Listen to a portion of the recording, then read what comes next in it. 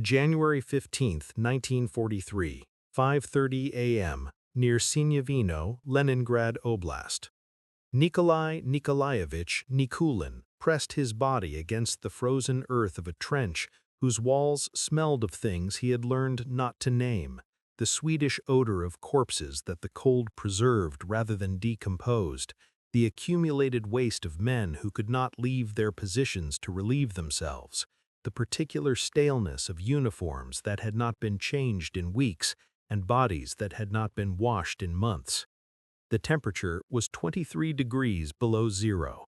The darkness before dawn was absolute, except for the occasional flare that German positions sent arcing into the sky, illuminating a landscape of shell craters and frozen bodies that Nikulin had stopped seeing as remarkable.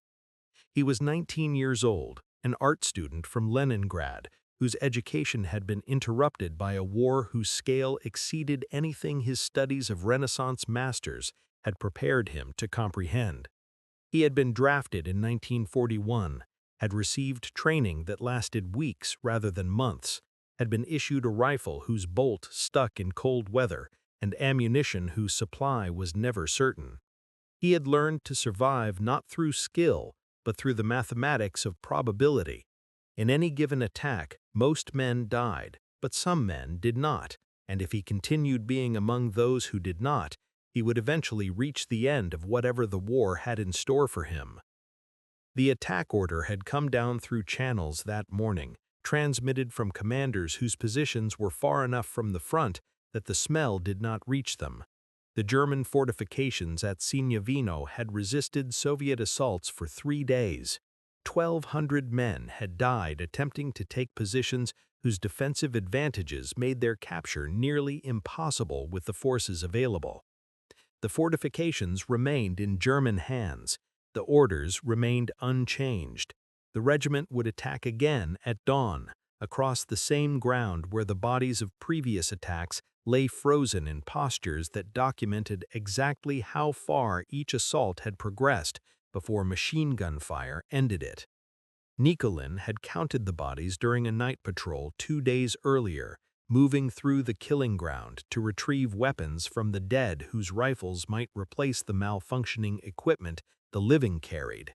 He had stopped counting at 200 because the darkness made accuracy impossible, and because the number had already exceeded what counting could make meaningful.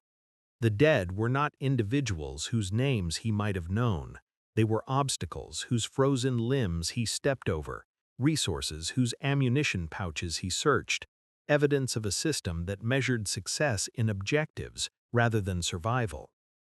The Soviet Union would mobilize over 34 million soldiers during the course of the war. Nearly 9 million of them would die in combat, a number so vast that comprehension required reduction to scales that individual experience could register. Nikulin's company had numbered 50 men when he joined it in late 1942. By January 1943, 3 of those original 50 remained alive and unwounded. The others had been killed, hospitalized, or transferred to penal battalions, whose casualty rates exceeded even what regular infantry suffered. Nikulin had watched men die in numbers that should have produced shock, but instead produced a numbness that he would later recognize as the mind's defense against realities it could not process while maintaining function. 6,000 miles west, a different system was preparing to fight the same war, with methods whose contrast would become visible only when the full accounting was complete. American factories were producing equipment at rates that would eventually overwhelm German military capability through material superiority rather than human sacrifice. American training programs were preparing soldiers through months of instruction that Soviet conscripts received in weeks.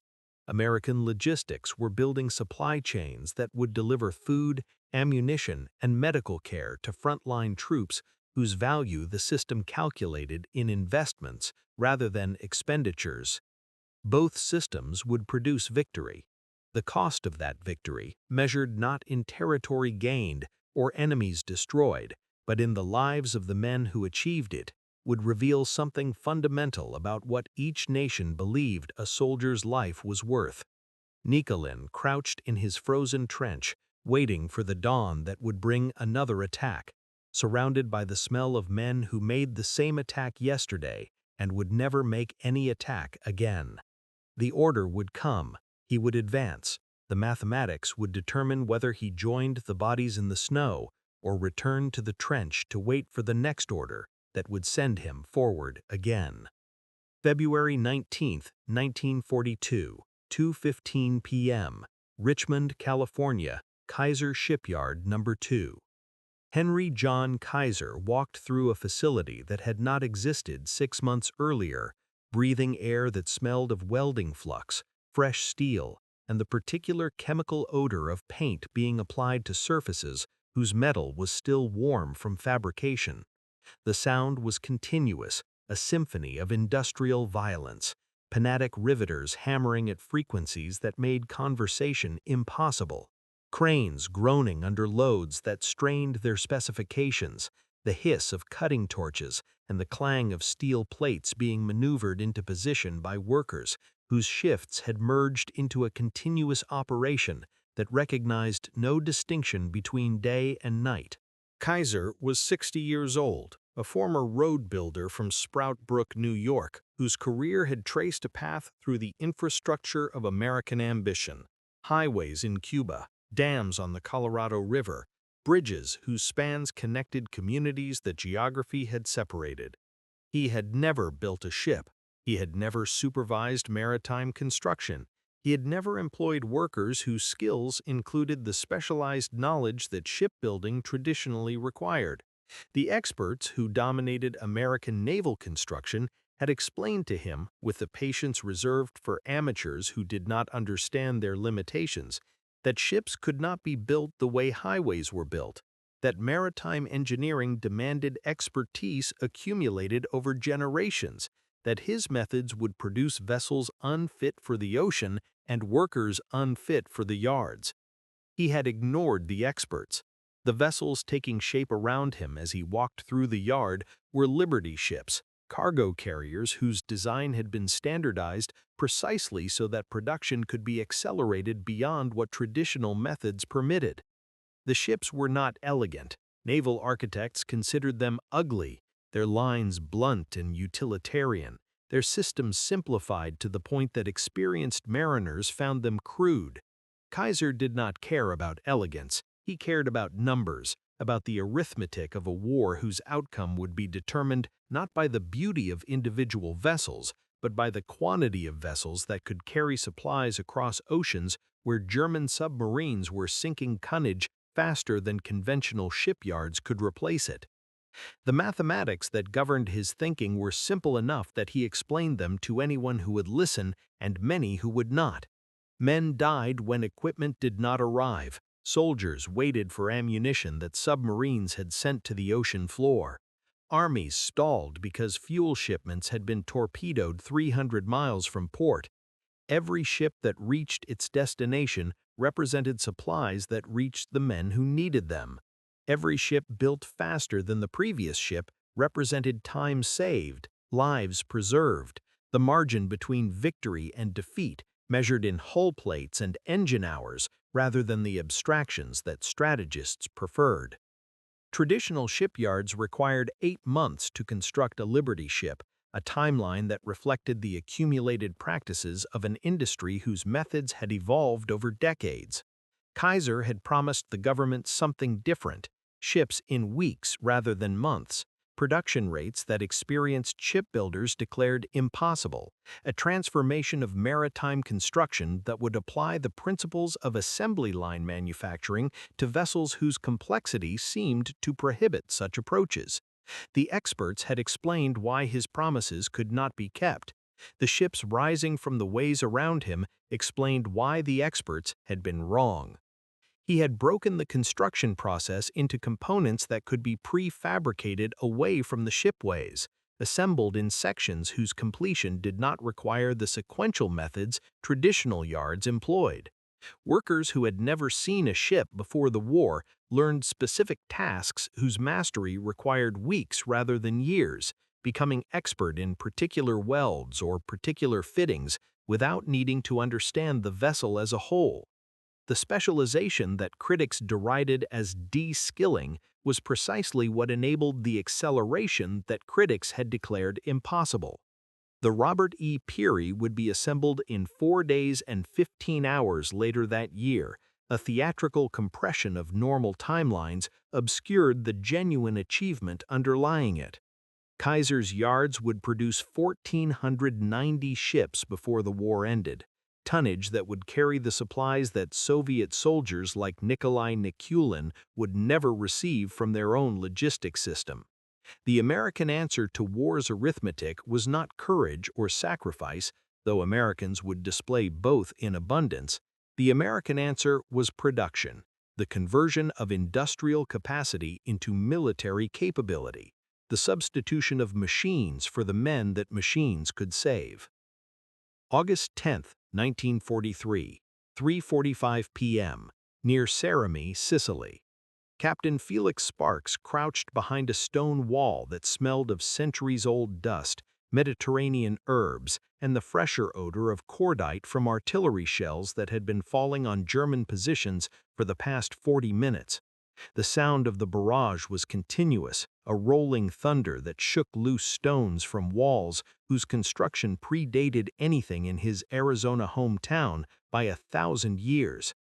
He checked his watch, counted the seconds until the bombardment would lift, and prepared to lead Company E of the 157th Infantry Regiment forward into whatever the shells had left of the enemy defenses. Sparks was 26 years old, a former law student from Miami, Arizona, whose studies at the University of Arizona had been interrupted by a war whose legal complexities interested him less than its immediate demands on young men whose education had prepared them for courtrooms rather than battlefields. He had enlisted in the National Guard before Pearl Harbor, had risen through the ranks that expanded as the Army grew from peacetime cadre to wartime force, had learned to command men through an accumulation of experience that no classroom could have provided. The men behind him, waiting for the signal to advance, trusted him with their lives because he had demonstrated in Tunisia that his decisions tended to preserve those lives rather than squander them. The artillery preparation that preceded his attack represented an investment that the American system made in the soldiers it sent forward. Each shell that fell on German positions was a shell that might kill an enemy soldier before that soldier could kill an American. Each minute of bombardment was a minute during which German defenders crouched in whatever cover they could find, unable to prepare the reception that unshelled positions would have provided. The doctrine that governed American infantry operations assumed that firepower should precede manpower, that machines should do what machines could do before men were asked to do what only men could do. Sparks had requested air support earlier that morning, had spoken through radio channels to pilots whose aircraft would strike German positions from angles that artillery could not reach. The request had been processed through a system designed to deliver such support when commanders determined it was necessary. The aircraft had arrived, had dropped their bombs on coordinates Sparks had provided, had departed for bases where ground crews would reload them for the next mission that the next commander requested. The system worked imperfectly, sometimes delivering support too late or too inaccurately to help, but the system existed, and its existence reflected assumptions about the value of the men it was designed to protect. Behind the lines through which Sparks had advanced, medical stations waited to receive the wounded that every attack produced. Stretcher bearers trained in casualty evacuation would carry injured men to aid posts, where surgeons operated in conditions that approximated hospital standards. Ambulances would transport the seriously wounded to field hospitals, whose equipment included blood plasma that Kaiser's ships had carried across the Atlantic. The chain of medical care that connected a wound in Sicily to recovery in North Africa represented an infrastructure whose construction had consumed resources that might otherwise have built additional weapons. an investment in preservation rather than destruction. The contrast with what Soviet soldiers experienced existed beyond Sparks's awareness, beyond the information that American intelligence shared with company commanders whose concerns were tactical rather than comparative. He did not know that Nikolai Nikulin's regiment had attacked fortified positions without artillery preparation because shells were allocated to sectors that senior commanders prioritized. He did not know that Soviet medical evacuation depended on the wounded reaching aid stations through their own efforts or the charity of comrades whose assistance regulations discouraged. He did not know that the system supporting his advance valued his life in ways that the system consuming Soviet soldiers did not value theirs. He knew only that the bombardment was lifting, that the time had come to move forward, that his men would advance into uncertainty whose resolution would determine which of them returned to the wall where they now crouched, and which of them remained in the Sicilian dust that would cover their bodies until graves registration units retrieved them. The signal came. He rose. His men rose with him. The American system had done what it could to prepare their path. The rest was courage, luck, and the mathematics of survival that every infantry assault imposed on the men who made it. The arithmetic of Soviet losses existed in reports that accumulated in Moscow offices where staff officers tabulated casualties with the precision of accountants recording expenditures. The numbers were staggering when viewed in aggregate. 8,668,000 Soviet military deaths by the war's end, a figure that exceeded the entire population of many European nations, that represented more dead soldiers than any army in any war in human history had ever produced. The numbers were incomprehensible at that scale. They became comprehensible only when reduced to what individual soldiers witnessed, to the particular mathematics of specific units whose rosters documented the consumption of human beings by a system that measured success in territory rather than survival. Nikolai Nikulin experienced this arithmetic in the faces that surrounded him and then disappeared, replaced by new faces that would themselves disappear in the rhythm of attacks and casualties that defined infantry existence on the Eastern Front. His company had received 53 men as replacements in December 1942, conscripts whose training had prepared them for parade ground formations rather than the frozen chaos of combat near Leningrad. By January 15th, the day of the attack at Sinyavino, 17 of those 53 remained alive and present for duty. The others had been killed in attacks whose objectives remained in German hands, wounded in bombardments whose randomness mocked any pretense of skill or preparation, evacuated with frostbite whose severity reflected equipment shortages that no individual courage could compensate. The smell of the replacement soldiers had been different when they arrived, Nikulin noticed. Soap and wool and the particular institutional odor of training barracks, scents that marked them new the way their movements and expressions marked them as ignorant of what awaited. Within days, they smelled like everyone else, like men who had not washed, who had worn the same clothes through conditions that made changing impossible, who had absorbed into their skin and hair and uniforms the odors of the trenches where they lived and increasingly the trenches where they died.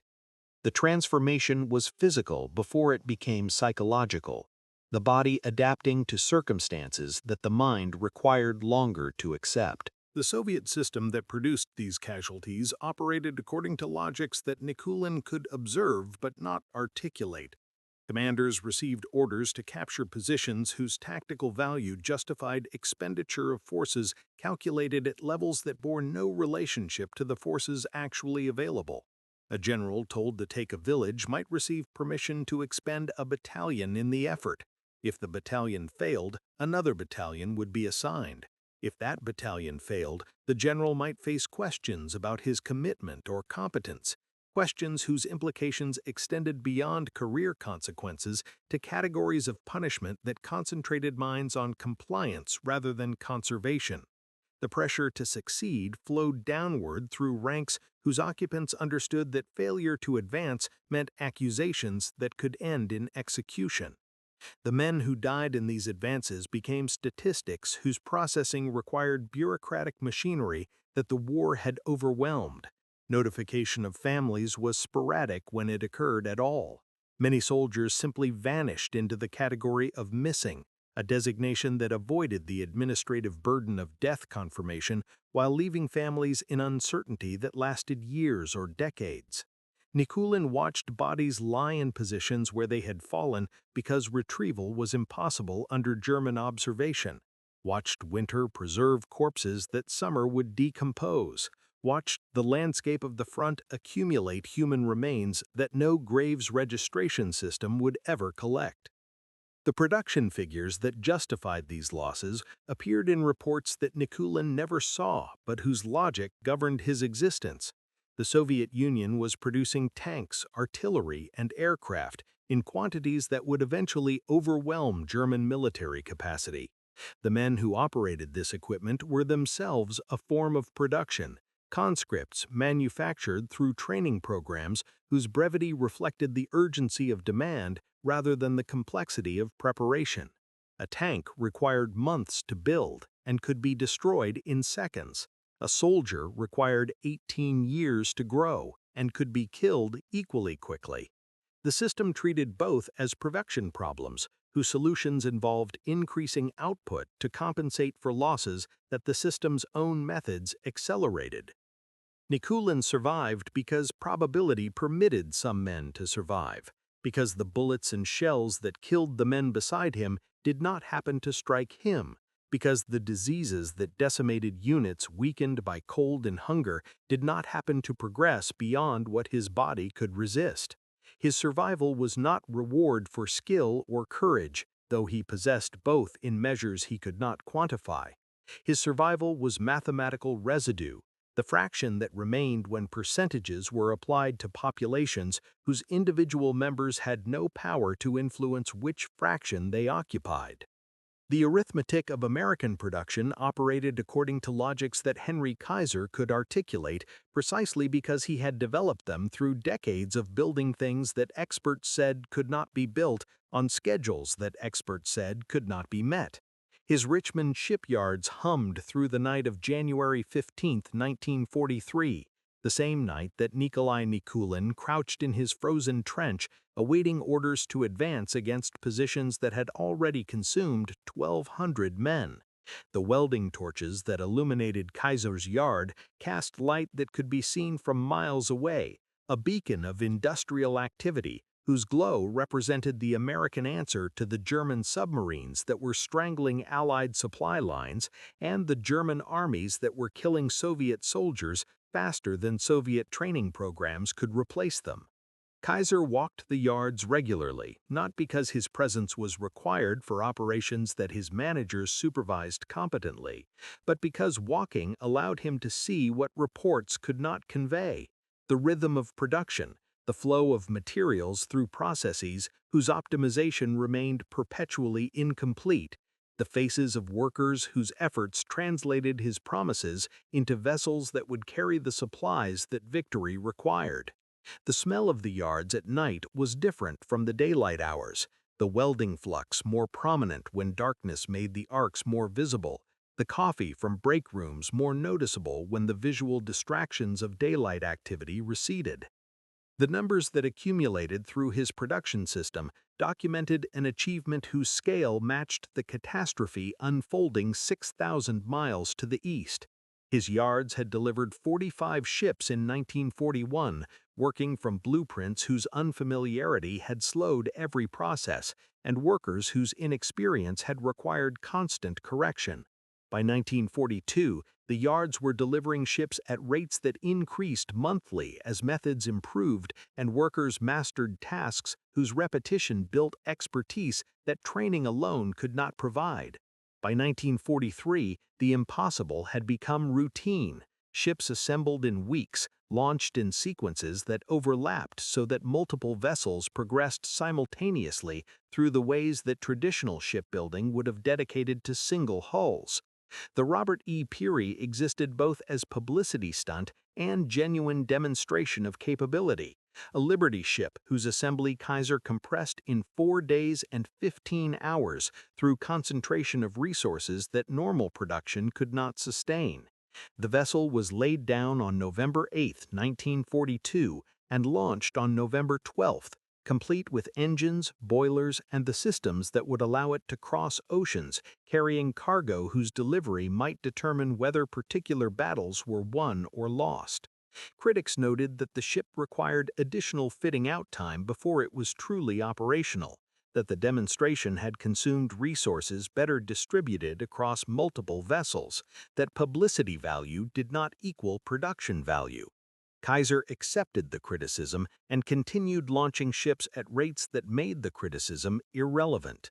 By war's end, his shipyards would produce 1,490 vessels of various types, tonnage that represented carrying capacity sufficient to transport armies across oceans, supplies across continents, the material requirements of a global war whose logistics exceeded anything previous conflicts had demanded. The ships were not beautiful. They were functional, designed for production rather than elegance, built to deliver cargo rather than impress observers whose aesthetic preferences had no bearing on the war's outcome. Many were lost to submarines, to storms, to the hazards that ocean crossings imposed regardless of how vessels were constructed. The losses did not matter because production exceeded losses, because Kaiser's yards launched ships faster than German submarines could sink them. The philosophy underlying this achievement reflected assumptions about the relationship between production and human life that differed fundamentally from the assumptions governing Soviet military operations. Kaiser understood that men died when supplies did not arrive, that every ship represented cargo that reached its destination rather than sinking to the ocean floor, that every week saved in construction was a week during which equipment served the forces that needed it. He built ships to save lives, substituting industrial output for the human sacrifice that insufficient equipment demanded.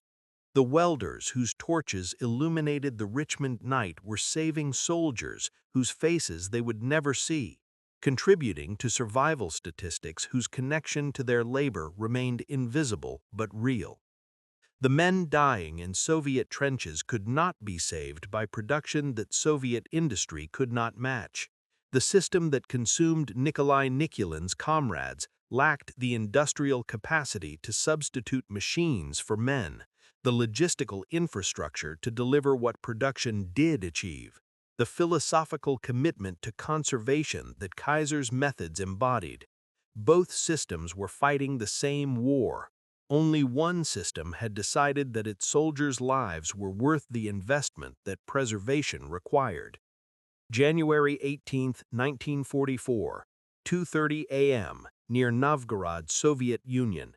Nikolai lay in snow that had been churned by artillery into a mixture of earth, ice, and substances he did not examine closely, pressing his body against a corpse whose residual warmth had not yet dissipated into the -30-degree air.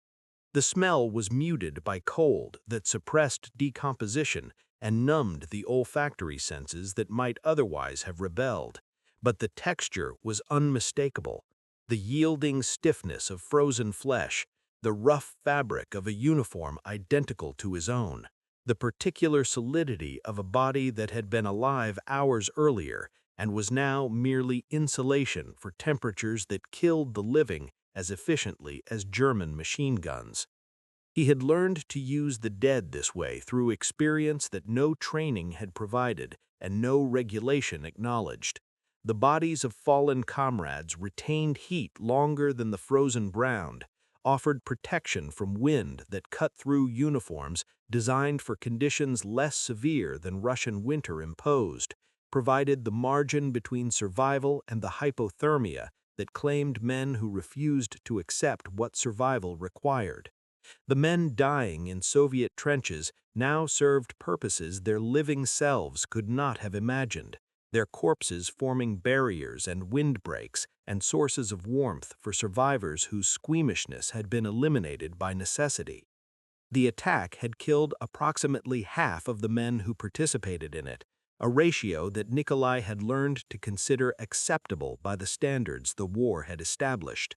German positions had absorbed the assault without breaking, machine guns whose locations Soviet reconnaissance had failed to identify, cutting through formations whose density made individual soldiers irrelevant to the statistical certainty that enough bullets fired into enough men would produce enough casualties to stop any advance.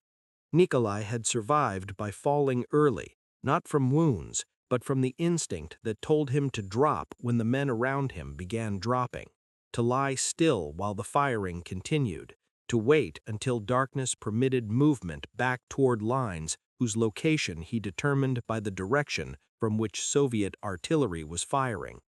6,000 miles to the west, Felix Sparks's regiment was receiving replacements to compensate for casualties sustained during the Italian campaign's grinding advance northward.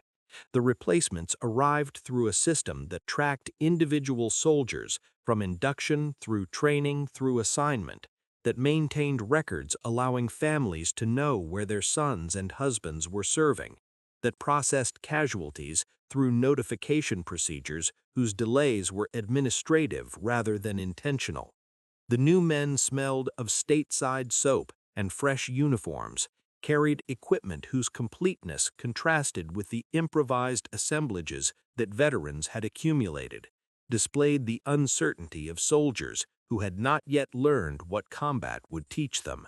Sparks watched them arrive and understood what their presence meant. The system that had sent him to war was investing in his unit's continued effectiveness, was calculating that replacements trained and transported at considerable cost would contribute to victories whose value exceeded that cost, was treating his regiment as an asset to be maintained rather than an expenditure to be consumed. Hot food arrived through supply chains whose complexity he did not fully understand, but whose results he experienced in meals that provided calories sufficient for the energy that combat demanded. Mail arrived through postal systems that connected him to a wife whose letters reminded him that the world he had left behind continued existing, that the war was not the entirety of reality, but a temporary condition whose end would permit return to normalcy. The Soviet system provided none of these sustainments to the men it consumed.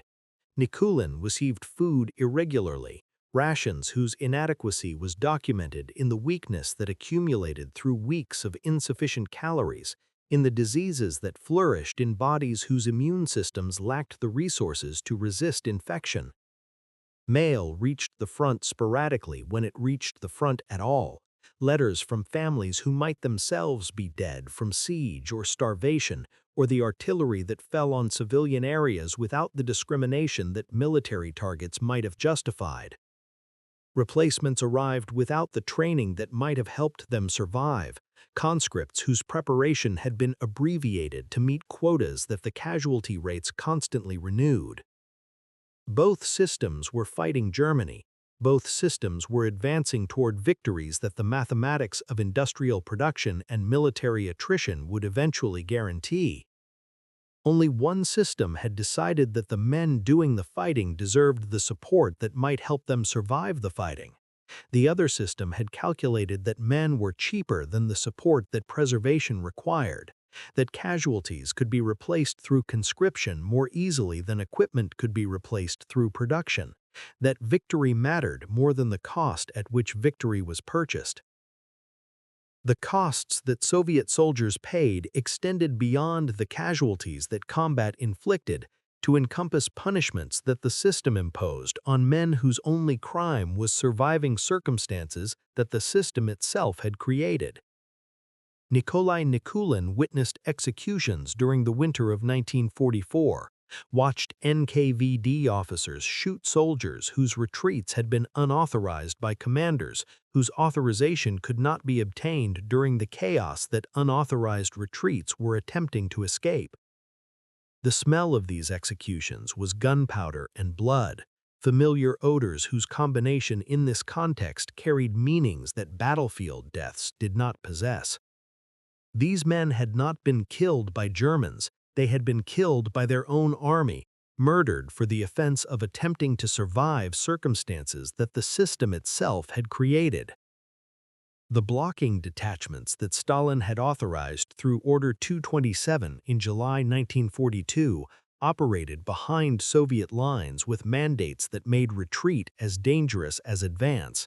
Machine gun positions oriented not toward German forces but toward Soviet soldiers, manned by NKVD troops whose willingness to fire on their own countrymen had been verified through selection processes that valued reliability over mercy. A soldier who fell back from a position that German fire had made untenable faced the choice between death at German hands and death at Soviet hands, between dying as a casualty and dying as a coward.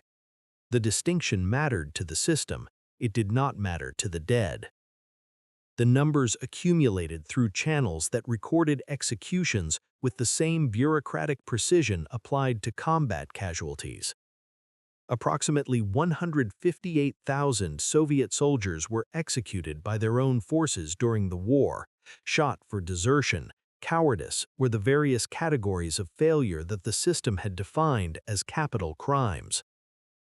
The figure exceeded the total American combat deaths in the European theater, represented more men killed by Soviet military justice than by German military operations in some sectors, documented a system that treated its own soldiers as threats requiring elimination rather than resources requiring preservation.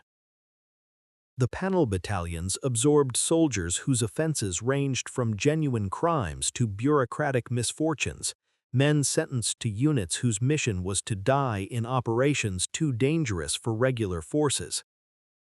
Nikulin knew men who had been transferred to panel battalions for expressing doubt about operations whose futility was obvious to everyone who participated in them, for questioning orders whose execution had produced casualties without achieving objectives, for the various forms of independent thought that the system interpreted as disloyalty. The panel battalions conducted mine clearance by walking through minefields, attacked fortifications without artillery preparation, performed the tasks whose completion required expenditure of lives the system had already written off. The American system that Felix Sparks served within operated according to assumptions so different that comparison seemed almost meaningless. American military justice executed exactly one soldier for desertion during the entire war, Private Eddie Slovic, whose case produced controversy that demonstrated how exceptional the punishment was considered. Soldiers who retreated without authorization faced court-martials whose penalties included imprisonment, demotion, and discharge, consequences that ended careers without ending lives. The distinction reflected not softness toward military discipline, but calculation about the value of trained soldiers whose punishment through death eliminated assets that punishment through other means might have preserved.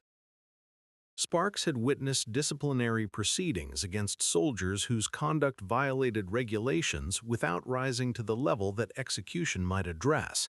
The proceedings followed protocols that included legal representation, evidentiary standards, and appeal processes whose existence reflected assumptions about individual rights that Soviet military justice did not recognize. A soldier accused of cowardice had the opportunity to present his account, to challenge the accounts of others, to argue that circumstances mitigated or excused what might otherwise appear culpable. The system processed failure as failure rather than treason, distinguished between inadequacy and betrayal, preserved the possibility that men who had failed once might succeed if given another opportunity. The contrast existed beyond the awareness of either Nikulin or Sparks, beyond the information that either army shared with soldiers whose concerns were immediate rather than comparative. Nikulin knew only that the men behind him might kill him as readily as the men in front of him, that survival required avoiding attention from authorities whose standards for acceptable conduct shifted according to pressures he could not predict. Sparks knew only that the system supporting him expected him to fight effectively and would address failures through processes that assumed his fundamental loyalty even when questioning his judgment. Both systems demanded that soldiers die. Only one system made dying the punishment for attempting not to. April 29, 1945, 12:15 p.m., Dachau, Germany.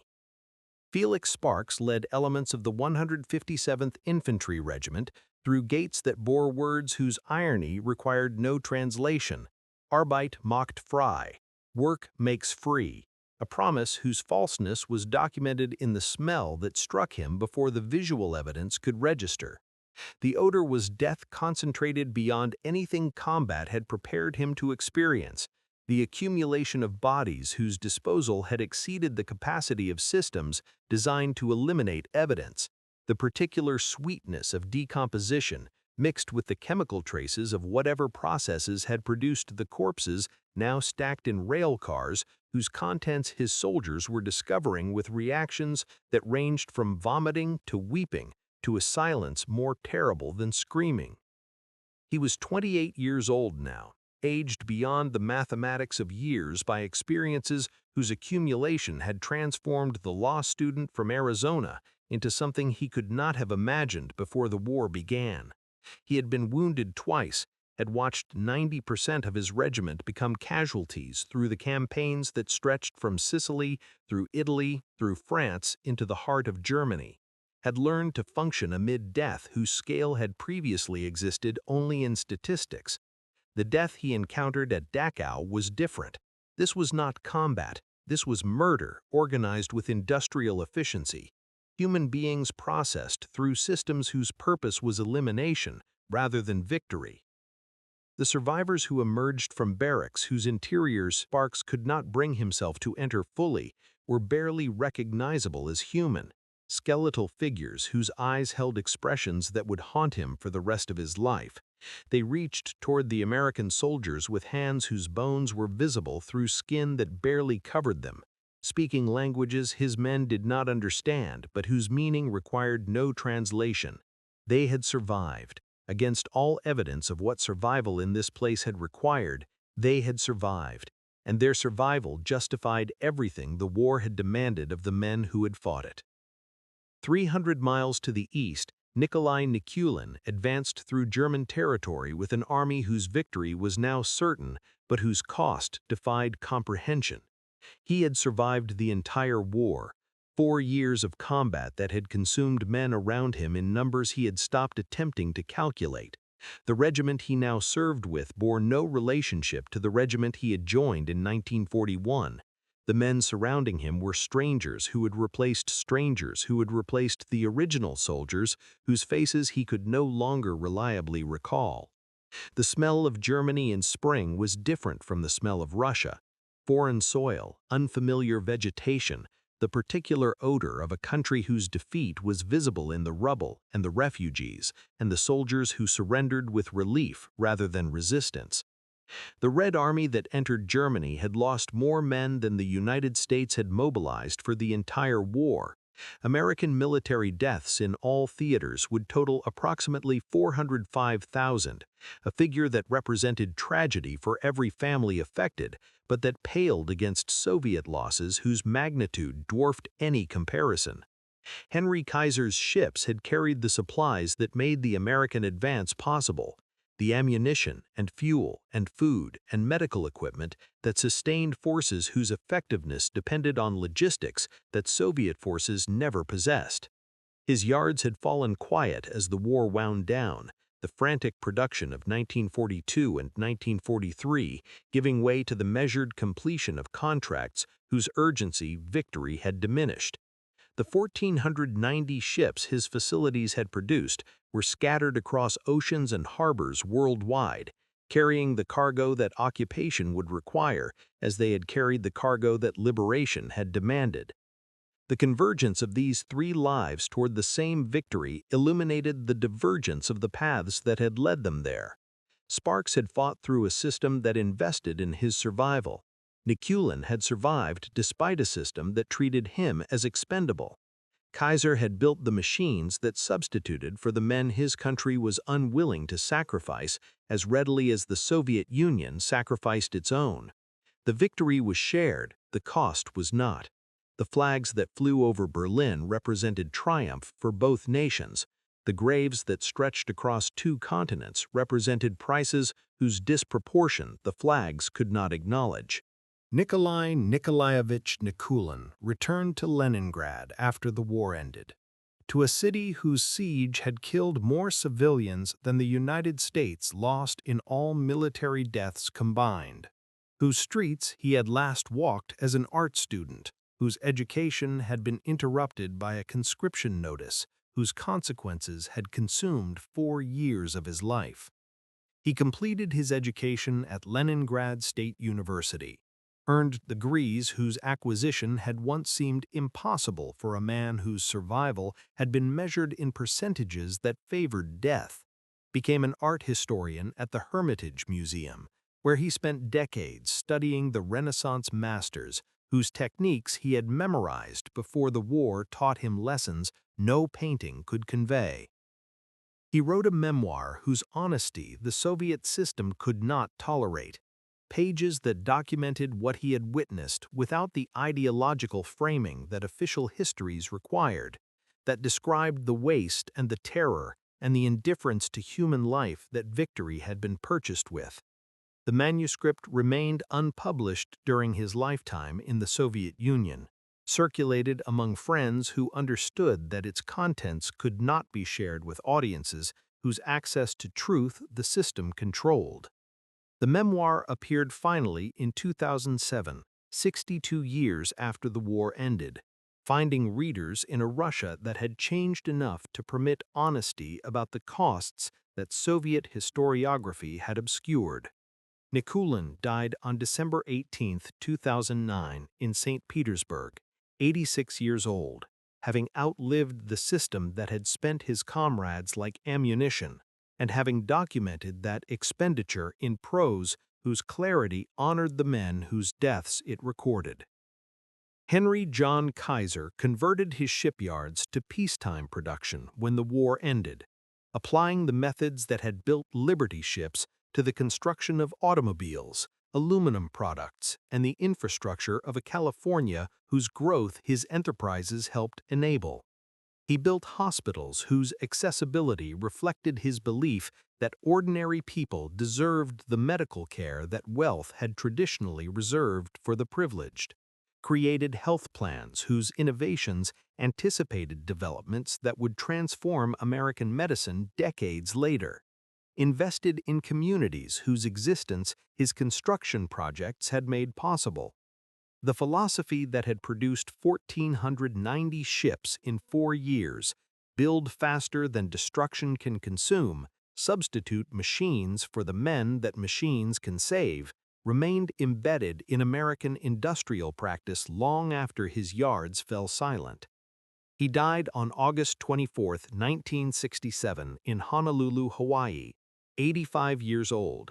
His legacy measured not in the ships that had rusted or been scrapped, but in the methods that had built them, the demonstration that production organized correctly could achieve what experts declared impossible, that industrial capacity properly directed was itself a weapon whose deployment saved lives that combat would otherwise have claimed. The workers who had built his ships returned to peacetime occupations carrying skills whose acquisition had transformed their capabilities, human capital whose development the war had accelerated and whose application peacetime would benefit from.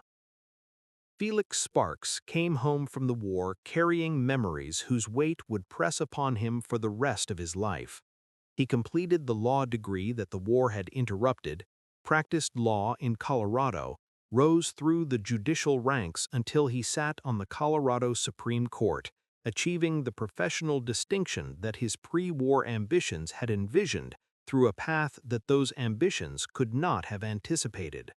He spoke rarely about what he had witnessed at Dachau, about the soldiers he had led and lost, about the cost that victory had imposed on men whose survival had been his responsibility and whose deaths had been his burden.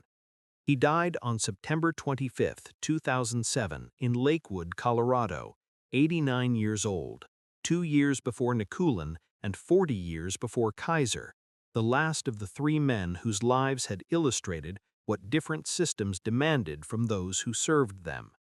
The nation that had sent him to war had welcomed him home with benefits whose generosity acknowledged his service: education, health care, the support that veterans programs provided to men whose sacrifice the nation chose to honor.